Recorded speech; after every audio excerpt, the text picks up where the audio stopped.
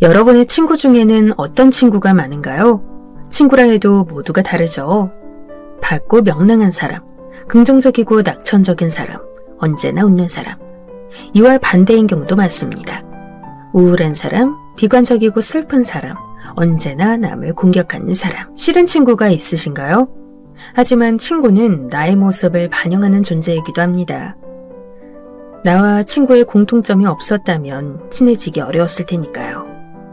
언제나 친구의 모습에서 나의 모습을 찾아 반성하도록 노력해야겠습니다. 저는 톡톡사연 박주환입니다.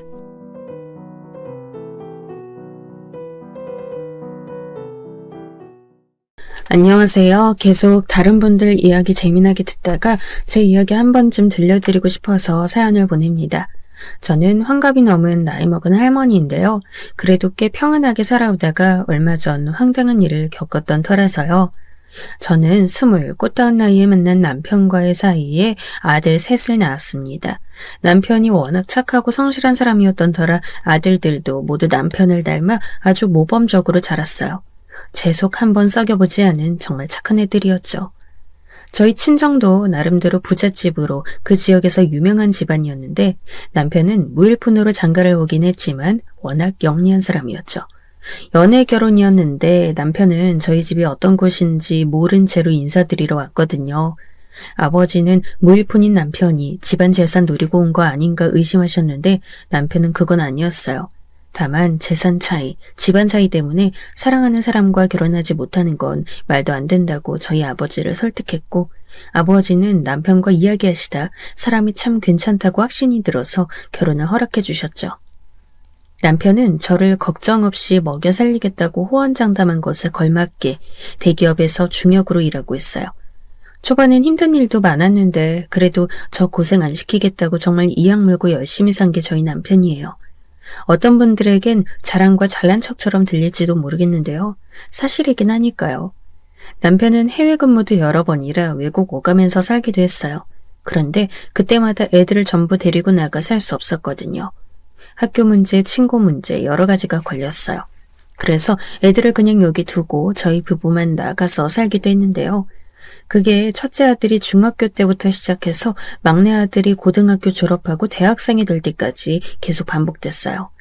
10년이 넘는 세월 동안 그랬던 거였죠. 저는 애들을 놓고 해외로 나가면서 아들들이 잘못 크면 어쩌나 고민도 참 많이 했어요. 그 나이 때 애들은 부모가 옆에 붙어 있어도 엇나가는 애들 많잖아요.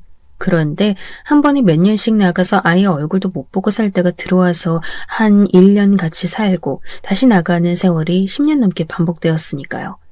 그런데 고맙게도 아이들은 모두 훌륭하게 잘해주었죠.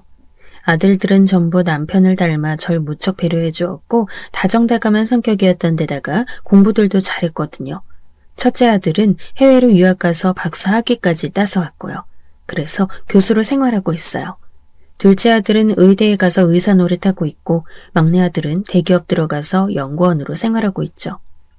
애들 아버지가 공대 쪽 출신이라 그런지 다들 이과였어요. 이 중에서 첫째와 막내는 결혼을 좀 일찍 했어요. 군대 다녀와서 바로 결혼할 아가씨를 데려왔고 무척 참하고 상냥한 아가씨들이라 결혼하고서 지금도 잘 살고 있죠. 문제는 둘째, 의사하고 있는 우리 자랑스러운 둘째 아들이 문제였는데요. 막내가 먼저 결혼해서 둘째한테도 제가 좀 재촉했는데 둘째는 또 되게 느긋하게 할 때 되면 하겠지 이런 반응이었어요. 세 아들의 성격들은 다 달랐는데 막내가 유달리 성격이 급했고 둘째는 정반대로 성격이 너무 느긋했어요. 그래서 막내는 형이 결혼하는 거 기다리지 못하겠다며 막무가내로 우겨서 먼저 결혼한 거였고요. 그런 아들한테 또 제가 뭐라 하기도 그랬어요. 제가 아무런 뒷바라지도 못할 때 제 형하고 동생 식사 차려준 게 둘째였거든요. 요리도 잘하고 집안일도 잘하고 성격도 좋고 어디 하나 모자랄 곳 없는 앤데 그까지 결혼 좀 늦게 한다고 해서 제가 엄마랍시고 싫은 소리 할 수가 없었어요. 예, 넌 결혼만 하면 우리가 개인 병원 차려주마. 아버지가 사놓은 건물도 하나 있으니까 거기서 시작하면 될 거야. 하긴 대학병원은 너무 힘들긴 해서. 그럼 나 결혼 안 하면 안 차려주실 거예요? 그건 아니지만 그래도 결혼과 동시에 새 출발하는 게 좋지 않겠어? 전 아들을 설득했어요. 당시 대학병원에서 일하던 둘째는 너무 빡빡한 스케줄과 숨 쉴 틈 없는 바쁜 일정에 많이 힘들어했거든요. 저와 남편이 그런 둘째를 알게 모르게 설득하고 열심히 이야기한 끝에 둘째가 고개를 끄덕였어요. 지금 사귀는 여자 있어요, 사실. 엄마, 정말이니? 너 왜 그동안 엄마한테 그런 이야기도 안 했어? 에이, 그럼 내가 뭐 말 안 한다고 아무도 안 사귀었으려고? 그런데 신중한 게 좋을 것 같아서 말씀 안 드린 거예요. 아유, 그래, 신중한 거 좋지. 그래서 지금 사귀는 그 아가씨는 결혼할 마음이 생겼다는 거야? 네, 지금 사귀는 여자친구하고는 결혼해도 좋을 것 같아요. 저희 아들들이 다 키가 크고 공부도 잘하고 그러니까 항상 이성 친구가 있긴 했어요. 알긴 했지만 아들들이 소개해주기 전까진 모른 척 했던 거고요. 부모가 다 큰 아들들 이성 친구 관심 갖는 것도 좀 이상하니까요. 그런데 첫째하고 막내가 결혼한 뒤에는 이상하게 둘째가 누굴 안 사귀는 것 같아서 걱정이었는데 그 걱정이 무색하게 잘 사귀고 있던 모양이었어요. 둘째 말에 의하면 직전 연애에서 상처를 좀 받아서 좋은 사람이라는 확신이 들어 결혼하고 싶은 마음이 들면 저희한테 말을 할 예정이었대요. 그래서 이제 정말로 좀 늦어진 둘째의 결혼이 성사되겠구나 하는 두근거림에 전 기대가 되었죠. 어떤 아가씨니? 대학 교수예요. 아니, 어린 나이에 벌써? 네. 지방대학이긴 하지만 그래도 학력하고 경력이 무척 좋은 편이라 빨리 됐대요. 아유, 그렇구나. 전 기쁘기 그지없었어요. 결혼할 때 스펙을 우선으로 보는 건 아니었지만 그래도 아들이 워낙 잘난 아이니 그에 걸맞는 아가씨와 결혼하길 바라는 게 또 인지상정 아니겠어요? 대학 교수가 될 정도면 집 경제사정도 좋은 거고. 사실 아니 뭐 제가 이런 걸 따지는 속물은 아니지만요. 그래도 우리 집하고 균형은 맞는 게 좋다고 생각해서요. 아유, 물론이지. 사실 뭐 대학 교수 어지간한 집안에서 만들 수나 있니? 유학이고 뭐고 다 돈이고 박사 이후에 들어와서 교수 될 때도 만만치가 않잖아. 그렇죠. 그리고 그렇게 괜찮은 스펙인데도 사람이 굉장히 저한테 잘 맞춰줘요. 온화한 성품이고. 온화한 거 정말 중요하다. 우리 집 사람들 다 온화하고 부드러운데 기센 사람 들어오면 안 돼. 저희 남편부터 세 아들들, 저까지 모두가 다 말을 상냥하게 하고 싸우는 걸 싫어하는 성격들이었죠. 하나같이 똑같은 성격이라 주변 친척들이 시도도 못한다면서 다 웃을 정도였어요. 그래서 먼저 결혼한 며느리들도 다른 건 안 봐도 성품은 봤어요. 물론 나중에 분란이 일어나면 곤란하니까 경제 사정이나 스펙도 중요하긴 했지만 무엇보다 중요한 건 욕심 없고 상냥한 성품이었죠. 그럼 제가 일주일 뒤에 소개시켜 드릴게요. 어머나, 그렇게 빨리? 저도 이제 대학병원 생활 접고 개원이 하고 싶네요. 아우, 너무 지쳐요. 그래, 그럼 그렇게 하자. 그 이야기를 애들 아빠에게 전하니 당연히 뛸 듯이 기뻐했죠. 이제 둘째까지 결혼시키고 나면 정말 우리 부부만 한적하게 생활할 수 있겠다 싶었던 거예요. 그리고 일주일 뒤 아들이 집에 아가씨를 데려왔어요. 대학 교수라는데 아가씨라 불러도 되나 싶었지만 집에 들어온 여성은 아주 참하면서 예쁘장한 미인이었죠. 전 반가워서 덥석 아가씨 손을 잡고는 인사를 했어요. 아유, 반가워요. 아들한테 이야기 들었어요. 네, 어머님. 그 아가씨는 환하게 웃으면서 저한테도 스스럼 없이 대했어요. 말하는 투가 워낙 온화하고 부드러워서 아들이 왜 반했는지 알 것 같았죠. 남편도 곁에 앉아 웃으면서 이야기를 주고받았고 아가씨는 집에 들어와서도 조금 어색하긴 해도 자연스럽게 대화를 나누었어요. 인테리어 너무 예쁘게 되어 있어요, 어머님. 센스가 너무 좋으세요. 아이고, 마음에 들어요? 내가 신경을 좀 쓰긴 했어. 규격화되지 않고 개성 있는 모양의 테이블 같은 거 빈티지로 구입하셨나 봐요. 맞아. 다 아는구나. 아유, 어쩐지 대학 교수라더니 아는 것도 많고. 하긴 집도 잘 산다니 어려서부터 접한 것도 많겠어요. 아우, 뭘요. 대학 교수 일 하기 힘들죠? 어떻게 그 어린 나이에 교수가 됐어? 사실 우리 첫째 아들도 교수인데 그의 교수 시키기도 정말 힘들었거든. 아마 부모님도 많이 힘드셨을 거예요. 네, 맞아요. 저희 부모님도 애를 좀 많이 쓰셨었죠. 아가씨는 웃으면서 사근사근하게 대답했어요.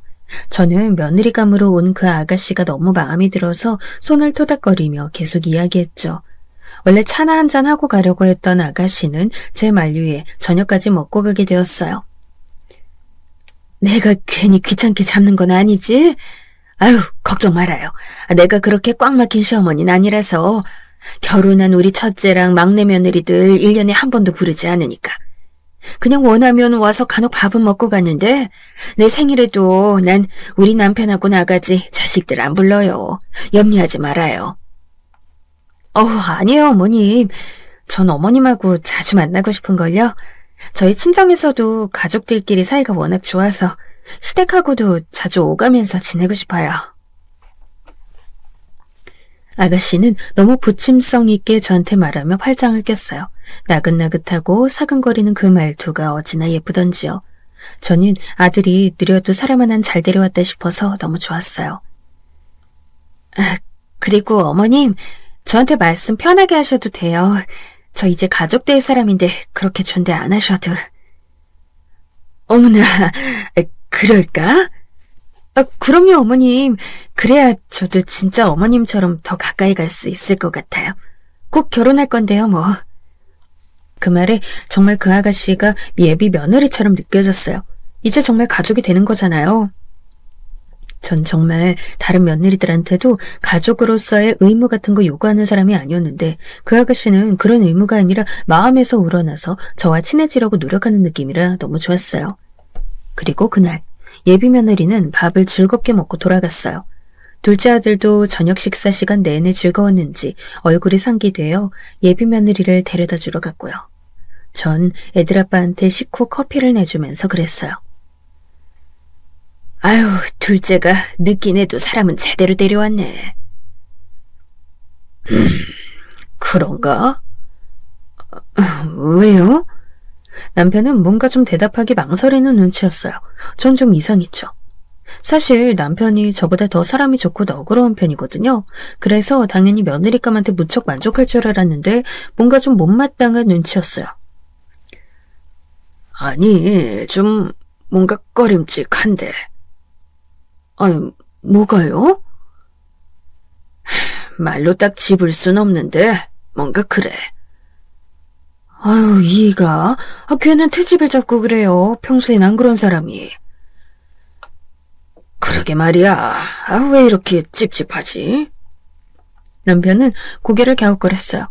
남편 본인도 왜인지 모르는 감상이라 전 신경 쓸 것도 없다 싶어서 치워버렸죠. 그리고 결혼은 빠르게 진행됐어요. 둘째도 예비 며느리도 이미 직업적으로는 안정이 된 사람들이었고 저희는 애들 결혼을 시킨 경험이 2번이나 있었기 때문에 준비가 상당히 수월했죠. 신혼집을 구해주려고 하는데 아무리 생각해도 저희 애가 기죽지 않으려면 집을 해가야 할 것 같더라고요. 저쪽도 대학 교수에 괜찮게 사는 집이면 우리 아들도 그만큼 집도 해가고 그래야 할 말을 하고 살 것 같은 기분이었어요.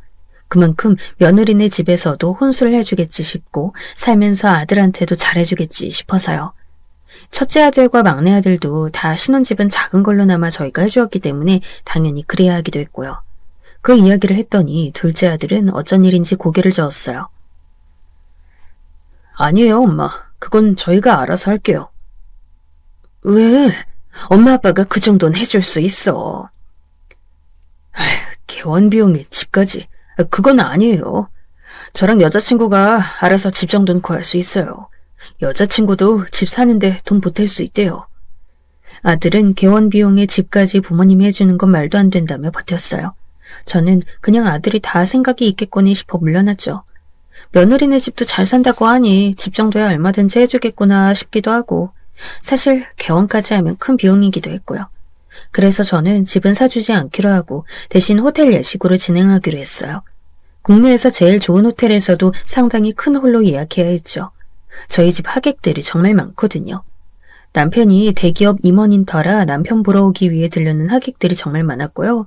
새 아들의 친구들도 어찌나 많은지 몰라요.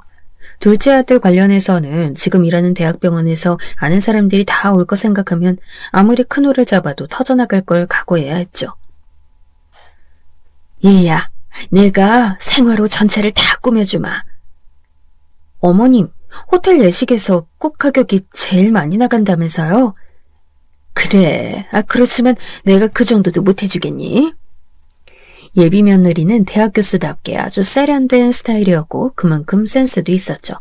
물론 제가 아낌없이 해주려는 것에 대해서 조금 민망스러워하고 조심스러워하긴 했지만 도리어 그 모습이 호감이 갔어요. 그런데 호텔이나 레스토랑은 잘 와보지 않았는지 어색해 하더군요. 특히 호텔 레스토랑에 갔을 때 서버가 와서 음식 설명을 해주는 것에 대해 예상치 못했는지 먼저 먹으려다가 민망하게 커트러리를 내려놓았어요. 양송이 수프가 너무 짜서 셰프를 불러다 다시 해달라고 하니까 그것도 좀 당황하는 눈치였어요.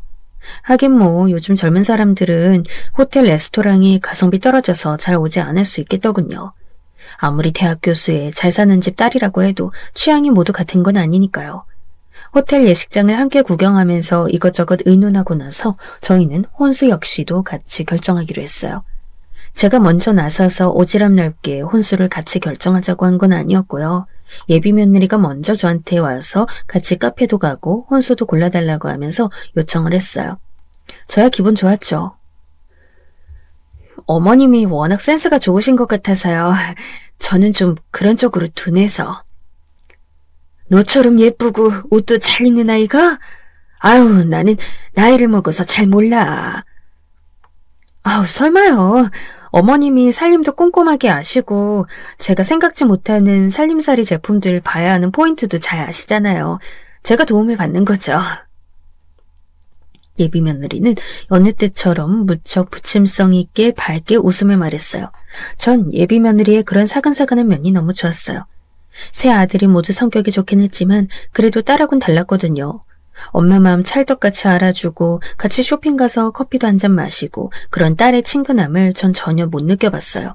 그런데 예비 며느리가 그렇게 말해주니까 너무 좋은 거예요. 그래서 저는 며느리 손도 잡고 혼수를 보러 갔죠. 친정은 지방이라 너무 멀고 친정어머니는 몸이 안 좋으셔서 가능하면 결혼식 당일날만 올라오시는 게 나을 것 같다고 예비 며느리가 그랬어요. 친정아버지는 어머니 곁에만 머무르려고 하신다면서요. 아유, 몸이 많이 안 좋으신 거야? 그건 아닌데요. 천식도 좀 있으시고 체력 자체가 약하셔서 가능하면 안 움직이시는 게 좋대요. 지방 내려가신 것도 애초에 엄마한테 맑은 공기가 필요해서 내려가신 거라. 아유, 그렇구나. 안 되었더라고요. 아무리 대학 교수 딸이라도 하나뿐인 딸이고 마냥 어려 보일 텐데 말이죠. 결혼하는 딸이랑 이것저것 같이 하고 싶을 텐데 몸 때문에 못한다니 얼마나 서운하겠어요. 그래서 전 사부인 대신이라 생각하고 열심히 예비 며느리 손을 잡고 혼수를 고르러 다녔어요. 따로 여기저기 다니기엔 저도 체력이 그리 좋지 않았던 터라 백화점을 하나 정해서 거기서 혼수를 모두 고르기로 했죠.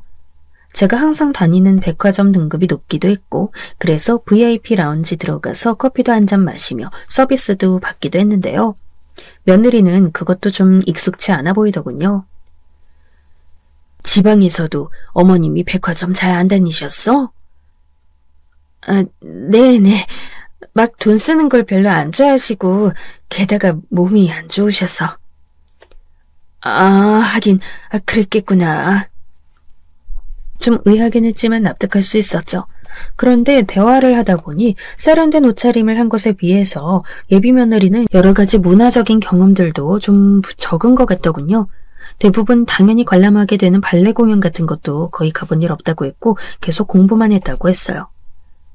아유, 그래. 대학 교수까지 되려면 워낙 공부를 많이 해야 하긴 하더라. 우리 첫째도 그랬어. 아주버님도 그러셨군요. 그래. 그런데도 정교수 되는데 얼마나 힘이 들던지. 서울에 있는 대학이니 더 힘드셨겠죠. 예비 며느리는 이해한다는 듯이 고개를 크게 끄덕였어요. 그래도 그 아이도 경험자라 그런지 잘 이해하는 것 같아서 말이 통해서 좋더라고요. 다른 사람들은 그저 교수라는 거 하나만 보고 공부 잘해서 일사천리로 된 줄 아는 경우가 많거든요. 저희는 라운지에서 수다 떨다가 백화점 아래로 내려갔어요. 8층에 전자제품 매장이 있었는데 둘러보다 보니 제법 마음에 드는 것들이 있었어요. 뭐 혼수 제품 패키지로 살 건 아니었고 마음에 드는 걸로 골라 사려고 며느리와 한참이나 곤란했죠. 그런데 묘하게 가전제품 매장에서 어떤 직원이 자꾸 절 쳐다봤어요. 그래서 아는 사람인가 싶어 자세히 봤는데 그건 또 아니고 좀 이상한 기분이었는데 며느리와 같이 있으니 물어보기도 좀 그랬어요. 그리고 이상하게 며느리가 주변을 둘러볼 때면 그 직원은 돌아서 있거나 어딘가로 사라져 있더군요. 사모님, 다 고르셨나요? 그래요. 일단 텔레비전하고 냉장고, 에어컨만 먼저. 나머지는 다음에 산다는 거지? 네, 어머님. 저희 신혼집에 먼저 넣어보고 스타일러하고 다른 것들 어떤 게 더 인테리어랑 어울리나 보고서 사러 와요. 그러자꾸나. 아, 결혼하시는군요. 네, 저희 둘째 아들하고 결혼할 며느리랍니다. 저는 자랑스럽게 예비 며느리를 소개했어요.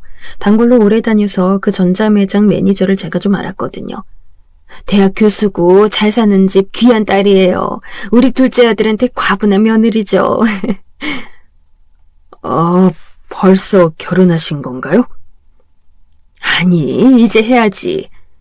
매니저는 덕담하면서 며느리가 아주 예쁘다고 칭찬했어요. 저야 당연히 기분 좋았고 며느리도 그랬죠. 그렇게 계약을 아주 시원하게 하고서 집으로 돌아왔어요. 며칠 뒤 며느리가 또 혼수를 사러 가자고 했어요. 스타일러며 또 필요한 걸 사러 간단 말을 들었기 때문에 당연히 며느리와 같이 나가서 또 백화점을 둘러보았죠. 가전제품만 보러 간 건 아니고 침실 용품도 보다가 며느리 옷도 골라줬어요. 워낙 날씬하고 키도 크고 예뻐서 며느리는 옷을 멀리 보도 예뻤어요. 차 한잔 마시고 그렇게 같이 쇼핑을 다니니까 정말 딸이 생긴 것 같아 좋았죠. 그리고 전자제품 매장으로 갔어요. 예비 며느리는 잠깐 화장실에 다녀오겠다고 먼저 매장으로 들어가 있으라고 했어요. 그래서 저는 다리가 아파서 그 매장에 잠시 앉아있겠다고 의자에 앉아 있었죠. 그런데 그때 어떤 직원이 저한테 다가왔어요. 가만 보니 그 전에 저를 자꾸만 쳐다보던 직원이었죠. 안녕하세요, 사모님. 오늘도 며느리 되실 분하고 함께 오셨나요? 네, 지금 화장실 갔답니다. 곧 올 거예요. 잘 됐네요. 사실 드릴 말씀이 있어서요. 네? 전 조금 놀랐어요. 아니, 가전 매장 직원이 저한테 무슨 할 말이 있다는 걸까 싶었죠. 혹시 지난번에 계약한 제품에 뭔가 문제가 생겼나 싶었는데 그 직원이 저한테 한 말이 충격적이었어요. 주제 넘지만 이 결혼 시키지 마세요, 사모님. 네? 그게 무슨... 전 너무 황당해서 화내는 것도 잊어버리고 그 직원을 봤어요. 하지만 직원은 한치도 물러남 없는 얼굴로 저한테 말했죠. 저 여자 대학 교수 아니에요, 사모님. 뭐라고요? 시간 강사고 꽃뱀이에요. 네? 전 너무 놀라서 그 직원을 멍청하게 쳐다봤어요. 무슨 이유로 그렇게 말하는지 따지고 싶었지만 직원이 먼저 휴대폰을 꺼내 녹음 파일 하나를 들려주더군요. 아주 선명한 소리로 녹음된 여자 목소리였어요. 이젠 익숙해진 예비 며느리 소리가 틀림없었죠. 그리고 다른 여자 목소리도 하나 들어가 있었어요. 진짜. 나 취향 안 맞아 돌겠어. 그 노인네 고리타분해 뒤지겠더라. 정말이야? 아니, 근데 애초에 왜 거기랑 결혼을 한다 그랬어? 나 지금 교수 되려면 돈 필요하다고. 그리고 팔자 고치려면 부잣집에 시집 가는 게 직방이야. 근데 이렇게까지 지겹고 돌아버릴 것 같을 줄은 미처 몰랐어. 너 지금 시간 강사 그것도 곧 계약 끝난다고 하지 않았어? 거기 학부장하고 잤는데도 안 되네. 더러워 진짜. 돈 필요하니까 얌전한 며느리인 척 하긴 하는데 시엠이 지겨워 죽겠더라. 주제에 돈은 많아가지고 무슨 VIP네 뭐네. 진짜 못생긴 주제. 내가 우리 집이 먹고 살 수만 있어도 더러워서 이 짓은 안 할 텐데. 기초수급자 간신히 벗어난 수준이니 씨발. 저는 너무나 충격을 받아서 제대로 말을 꺼내지도 못했어요. 부정하고 싶었지만 분명히 너무 명백히 예비 며느리 말투와 목소리였죠. 제가 말도 못한 채로 손을 떨고 있으니까 그 직원이 그랬어요. 저 예비 며느리분 제 동창이에요. 그래서 알아봤는데 얼마 전 동창회 있을 때 부잣집이랑 결혼한다면서 떠들어대던 대화 내용이 너무 충격적이라 녹음해놨거든요. 이것도 진짜 일부예요. 그런데 이 매장에 오실 줄은. 세상에. 사실 저희 때문에 불륜으로 파토난 집도 여럿이라 친구들 사이에서 평판이 무척 안 좋아요. 혹시라도 무슨 일 있을까봐 제 옆에선 술자리에서 녹음기 켜놓고 있는 사람이 저뿐만이 아니었거든요. 말도 안 돼. 전 그냥 지나치긴 좀 힘들어서 그냥 알려드린 거예요. 제가 알려드렸다고는 하지 말아주세요. 저는 말을 못 꺼낸 채로 가만히 앉아 있었죠. 그 사이 화장실 갔던 며느리가 저 멀리 보이자 직원은 재빨리 돌아서서 한쪽 구석으로 들어가 버렸어요. 며느리는 아주 밝은 얼굴로 와서 제 앞에 왔어요. 어머님, 이제 혼수 마저 골라요. 아니다. 나 지금 너무 힘들어서 말이다. 네? 어디 안 좋으세요? 그래. 몸이 너무 안 좋구나. 갑자기 현기증이 나. 저는 비틀거리며 일어나 간신히 며느리의 부축을 받아 주차장으로 내려갔어요. 예비 며느리는 너무 걱정스러운 얼굴로 저를 부축했죠. 저 얼굴이 전부 거짓이었다니 충격이었어요. 그래서 그날은 집으로 돌아와 그냥 예비 며느리를 돌려보냈어요. 그러고서 한참 머리를 감싸준 채 고민하다가 남편이 돌아왔을 때 이야기를 털어놓았죠. 정말이야? 남편 역시 믿지 못하는 채 충격받아 벙쪘어요. 저와 남편은 한참이나 말없이 서로 고민했죠. 남편은 얼마 지나지 않아 곧 핸드폰을 들고 방 안으로 들어갔어요. 남편은 인맥이 여기저기 널려 있었기 때문에 아마 그 인맥 중 누군가에게 알아보려고 전화를 한 것 같았죠.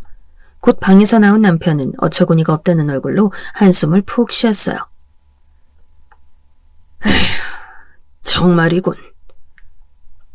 정말이었어요? 시간 강사 중에서도 평가가 너무 안 좋아서 매번 잘릴 위기인데 어떻게 해서든 붙어있던 여자래. 그 대학 총장 아는 사람한테 전화했고 대학 직원이 알아봐서 전화를 줬어. 정말이군요. 돈도 뭣도 아무것도 없고 학교에서도 너무 평판 안 좋은 여자라고. 이번 학기엔 완전히 계약 끝내고 쫓아낼 강사라고 하더군. 애초에 경력도 학력도 아무것도 없는데 강사로 임용된 이유도 모르겠대. 분명히 아는 사람이 꽂아준 거겠지 하면서 남편이 한숨을 푹 쉬었어요. 전 어처구니가 없어서 머리가 지끈지끈했어요. 이 일을 둘째 아들한테 말하는 것도 큰일이었죠. 둘째 아들은 정말 쉽게 사랑에 빠지지 않는 타입이었고 무척 신중한 아이였는데 이 일로 큰 상처를 입으면 다시는 결혼 안 하게 될 것 같더군요. 하지만 그렇다고 해서 이런 여자를 며느리로 들이고 아들의 아내로 삼도록 내버려둘 수는 없는 노릇이잖아요. 그래서 저는 둘째 아들에게 전화해서 집에 오라고 했어요. 저는 조심스럽게 아들에게 자초지종을 설명했죠. 둘째 아들은 표정 변화 없이 듣고 있었지만 충격이 컸는지 얼굴이 새하얗게 변해 있더군요. 어쩐지 좀 이상한 구석들이 있긴 했어요. 둘째 아들이 고개를 끄덕였어요. 되짚어 생각해보니 수상한 구석이 좀 있었다고 하더군요. 대학 교수라면 친한 교수들도 있을 텐데 친한 사람들 이야기를 들어보면 다 시간 강사거나 대학원생, 심지어는 그냥 놀고 있는 친구들도 많았다고 했어요. 자기 형이 교수니까 둘째도 어느 정도 대학 교수가 인맥풀이 어떤지 정도는 아는데 좀 이상한 일이 많았다고요. 네가 알아서 처리하렴. 이 엄마는 너무 가슴이 뛰어서 말을 못하겠구나. 네 어머니, 제가 알아서 할게요. 그래, 내가 좀 꾸짖어야겠어. 아니에요 여보, 당신 나서지 말아요. 절대 그러지 말아요. 그러다가 그 이상한 여자애가 트집 잡으면 어쩌려 그래요. 저는 급히 남편을 말렸어요. 남편은 그런 여자가 저희 집에 접근했다는 것 자체가 큰 충격인 것 같더군요. 사실 그 여자가 왜 저희 집에 와서 둘째 아들과 결혼하려고 했는지는 뻔했어요. 집안 인맥발로 대학 교수도 되고 호사를 누리려던 것이었겠죠. 일단 혼인신고하고 결혼해버리면 갈라서기란 정말 쉽지 않을 테니 그것을 노리던 거였어요. 까딱하면 정말 눈 뜨고 당할 뻔했다는 사실에 심장이 마구 뛰었죠. 둘째 아들은 굳은 얼굴로 그날 당장 헤어진다고 하고 나갔는데 지금 이렇게라도 끝나게 된 게 얼마나 다행인지에 대해 생각이 들더군요. 아니, 그런데 그 직원은 어떻게 만나게 된 거야? 남편이 물었어요. 너무 경황이 없어 제가 말을 마구 떼어놓고 하는 바람에 남편은 제가 그 이야기를 어떻게 듣게 된 것인지에 대해 모르는 상황이었죠. 그게... 세상에... 혼수 고르러 같이 전자제품 매장에 갔는데 거기 직원이었어요. 그러니까 나 단골로 다니는 백화점 있죠. 거기 매장, 거기 매니저하고 내가 좀 아는 편인데 그 직원은 평소에 말하는 사이는 아니었거든요. 직원이 좀 많아야지. 그런데 그걸 알려줬어? 너무 고마운 일이군. 그러게 말이에요. 어쩐지 그 직원이 가전제품 매장으로 들어오는데 계속 구석에 서서 얼굴을 숨기고 있더라고요. 그 직원 아니었으면 우리는 둘째 이상한 여자랑 결혼시킬 뻔한 거 아니에요. 세상에. 첫날 그 매장 갔을 때 우릴 보고 동창회 때 녹음해놨던 게 생각나서 들려준 거래요. 그거 못 들었으면 우린 진짜... 생각만 해도 아찔했어요. 그런 여자가 들어와서 그냥 대학 교수만 노렸겠어요? 불륜에 뭐에 가지가지 한 것 같은데 일단 혼인신고하고 애까지 낳아버리면 정말 갈라서기 어렵게 되잖아요. 집안 아들 셋한테 분란나는 거 순식간이었겠죠. 그 직원한테 고마움의 표시를 좀 해야겠어요. 그래, 넉넉하게 넣어서 드려. 정말 우리 집안의 은인이네. 그러게 말이에요. 며칠 뒤 전 남편과 상의 후 다시 한번 그 가전 매장을 찾았어요. 제가 가서 직원을 찾으니 그 직원이 조금 겁먹은 얼굴로 왔어요. 잘 해결되셨나요, 사모님? 그래요. 내가 너무 고마워서 왔어요. 전 여전히 충격에서 벗어나 힘이 없었지만 그래도 최선을 다해 웃었어요. 직원은 눈치를 보다가 한숨을 푹 쉬었어요. 진짜 다행이에요. 전 제가 괜한 소리를 했나 하고. 아니, 절대로 아니에요. 사실 제가 멀쩡하게 결혼하는 꼴을 보고 싶지 않았어요. 사모님께 말씀 안 드린 게 있는데 걔 때문에 저도 결혼을 못했거든요. 직원은 그 여자와 같은 나이였으니 조금 늦긴 했어도 결혼 정년기 아가씨였죠. 예쁘장하고 참해 보여서 전 의아해서 물었어요. 아니, 왜요? 저 결혼할 남자가 걔랑 바람이 났거든요. 어머나 세상에. 그런데 그 두 사람은 제가 둘이 바람났다는 사실을 모르는 줄 알더라고요. 사모님께 드린 녹음 파일도 제 말하는 거에서 그 바람났다는 거 증거 잡으려고 녹음하려던 거였는데 이렇게 됐네요. 아니, 잠깐만. 그럼 지금도 내 며느리감이었던 그 여자 다른 남자랑 만나고 있다는 거예요? 네, 맞아요, 사모님. 저랑 결혼하려던 예비신랑하고요. 헤어지긴 했는데 그냥 제가 당한 채로 끝나자니 너무 억울해서 친구들한테라도 걔가 그런 애라고 터뜨리려고 녹음하고 있었는데 그게 이렇게 쓰였네요. 전 좀 눈물이 났어요. 그 마르고 참해 보이는 아가씨가 사람 같지도 않은 그 여자 때문에 결혼까지 파혼이 되다니 말이에요. 저는 그 직원 손을 잡고 한동안 말을 꺼내지 못했어요. 한참이나 그러고 있다가 생각이 문득 나서 핸드백에서 두터운 봉투 하나를 꺼내 그 직원 손에 쥐어주었죠. 이거 받아요. 네? 그냥 별건 아닌데 약소하지만 성의의 표시예요. 사모님, 이런 거 저 못 받아요. 위로금이라고 생각해요. 파혼하고서 위로 못 받았죠? 그 직원은 눈이 울먹거렸어요. 눈물이 차오르는 그 눈을 보면서 저는 직원 손을 다시 한번 잡았죠. 너무 염려 말고 다 지나갈 거예요. 아직 창창하고 앞길도 구말리 같은 사람이니까 다 잊어요. 우리도 그런 여자 만난 거 완전히 잊어버리고 살 거니까. 네, 사모님. 네. 직원은 창백한 얼굴로 울었어요. 저는 직원이 봉투 안을 확인하기 전에 그냥 돌아서서 나가버렸어요. 더 있으면 분명 저도 눈물 짤 것 같아서. 그 봉투 안에는 수표로 3,000만 원이 들어있었어요. 네, 큰 금액이죠. 저도 압니다. 저희라고 그 돈이 어디서 그냥 나서 그 직원한테 준 건 아니에요. 하지만 생각해보면 줄만 하잖아요. 우리 아들 인생 구해주고 우리 집안 구해준 거 생각하면 그 이하로는 주질 못하겠더군요. 우리 집 전체의 은인이나 다름이 없으니까요. 그 여자 때문에 겪었을 마음고생에 비하면 3천만 원이 대수인가요? 아마도 너무 큰 액수에 놀라서 돌려주려 했겠지만 받을 마음은 없어서 저는 곧장 주차장으로 내려와 집으로 돌아왔어요. 가전 매장 매니저한테 미리 말을 해두었거든요. 직원이 나한테 사적으로 도움을 줘서 내가 조금 살해했으니 그런 줄 알라고요. 혹시라도 직원이 저한테 돈 돌려주려고 하면 설득해달라는 말도 덧붙여서 부탁했어요. 그 후 둘째 아들은 한참이나 걸려서 그 여자를 떼어냈어요. 헤어지자고 하니까 그렇게 들러붙더래요. 그래서 심부름업체 이용해서 밝혀낸 그 여자의 바람 사진들과 완전히 거짓인 경력 같은 걸 들이대니까 그때는 아예 울면서 눈물바람을 펴더랍니다. 심지어 절 들먹이면서 자기하고 헤어지면 어머님이 속상해하실 거라고 그랬대요. 꿈도 크죠, 참. 속사정 알고 둘이 헤어져서 제일 크게 쌍수를 든 게 저인데 제가 속상해하다니. 며느리로 정붙인 것도 정직한 사람일 때의 일이지. 그 여자는 제가 정말로 자기를 딸처럼 생각하면서 정붙인 것으로 알았나 봐요.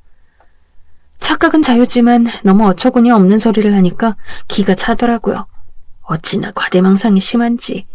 둘째 아들도 이야기하고 돌아와서 너무 어처구니 없다면서 저한테 하소연을 했어요. 애 아빠가 혹시 필요하면 경찰이라도 부르라고 걱정스럽게 이야기했지만 그래도 거기까지는 일이 커지지 않았어요. 아무튼 둘째 아들은 정말 스토커 같은 그 여자를 결국 떼어냈고 다시 싱글로 돌아왔어요. 언제 결혼할지 걱정이 되긴 하는데 또 그 여자 같은 사람이 달라붙을까 걱정 안 해도 되는 건 좋네요. 첫째와 막내는 둘째 때문에 괜찮은 여자를 자기들이 소개해주겠다고 열심히 찾아보고 있는데 될지는 잘 모르겠어요. 제 사연은 여기까지로 줄이겠습니다. 긴 이야기였는데 들어주신 분들 감사합니다.